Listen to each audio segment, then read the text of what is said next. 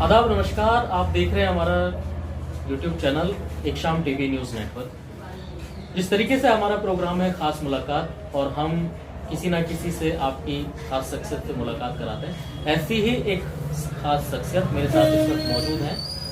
North east Delhi के सेलमपुर इलाके में रहने वाले परवीन कुमार साहब हैं और महिला बाल विकास मंच एक संस्था है, उसको जो है ये चलाते हैं। सर, सबसे पहले तो आपका स्वागत है, इस्तकबाल है हमारे यूट्यूब चैनल। बहुत आपका।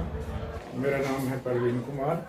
हम वैसे प्रॉपर हरियाणा के रहने वाले और दिल्ली में करीबन 60-62 से रह रहे हैं और बिल्कुल ठीक ठाक रह रहे थे इस क्षेत्र में सिलमपुर में। करीबन मुझे अब 50 साल हो गए रहते हैं। मैंने आज तक कभी इस तरह का भेदभाव नहीं देखा था जो भेदभाव अब देखने को मिल रहा है। हम लोग बड़े अच्छे तरीके से हिंदू मुस्लिम सिख ईसाई सभी एक साथ रहते थे, एक साथ मिलजुल कर कंधे से कंधा मिलाकर काम किया करते थे। अब दिल को बहुत चोट पहुंचती है कि अब थोड़ा सा समाज में जहर फैल गया है। इधर उधर की बातें करने लग गए लोग, बिल्कुल भी इंसानियत की बातें नहीं करते। किसी से कहने भी जाओ कि बैठ कर के बातचीत कर लो आपस में, तो थोड़ा सा जहर इस तरह का समाज में जहरीला जहर घुल गया है। पहले ऐसा नहीं था। तकरीबन 50 साल में हम लोग सब मिलजुल के रहा करते थे, एक दूसरे के यहाँ आना जाना, शादी ब्याह, खाना पीना, मिलजुल के एक साथ कंधे से कंधा मिलाकर रहे थे। लेकिन अब कुछ सालों से, कुछ वर्षों से ऐसा लग रहा है कि न जाने कौन सा ऐसा जहर फैल गया है, न जाने कोई बीमारी आई थी, वो कोरोना आया था, क्या आया था, उसके बाद से कुछ ऐसा नया कोई कोरोना आया जो हमें आपस में भेदभाव करा रहा है। कोरोना ने तो अपने परायों की पहचान कराई थी परवीन कुमार ने। उसमें देखा कि उस बीमारी में तो अपनों ने अपनों का साथ नहीं दिया, बिल्कुल भी उनको भी छोड़ दिया बीच में। लेकिन अब जिस तरीके से आपने कहा कि माहौल एक नफरती है, आपस में लोग मिलजुल कर जो है नहीं रह रहे हैं, या उस तरीके की आपसी सद्भावना वाली बातें भी कम देखने के लिए मिलती हैं। आपकी जो संस्था है किस तरीके से काम करती है, या आप इस आपसी भाईचारे को बढ़ाने के लिए किस तरह काम कर रहे हैं? मैं इस संस्था का राष्ट्रीय अध्यक्ष हूँ। मेरी ज़्यादातर सेवा बुजुर्गों के लिए होती है, बुजुर्गों के प्रति होती है और मैं तन मन धन से जैसा भी होता है हम लोग मिलजुल करके सभी सेवा करते हैं।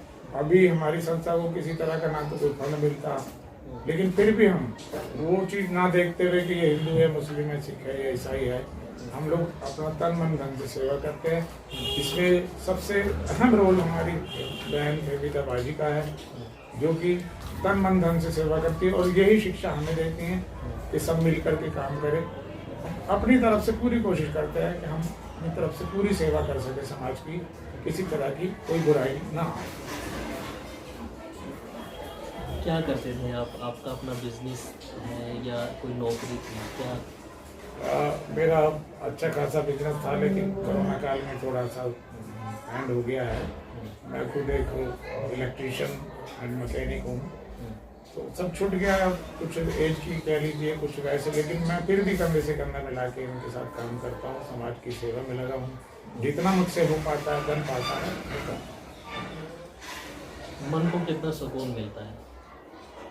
इसे कह लीजिए कि समाज सेवा का भी एक हिंदी भाषा में या सामाजिक भाषा में बोलते कि ये एक कीड़ा होता है, तो वो दिमागी कीड़ा या उसे दिमाग में शांति तभी मिलती है कि जब तक मैं सेवा ना कर लूँ, चाहे वो समाज सेवा है, चाहे वो पशु पक्षियों की है या किसी भी तरह की सेवा है, इंसानों की सेवा है, जब तक मैं नहीं कर लेता मुझे सुकून नहीं।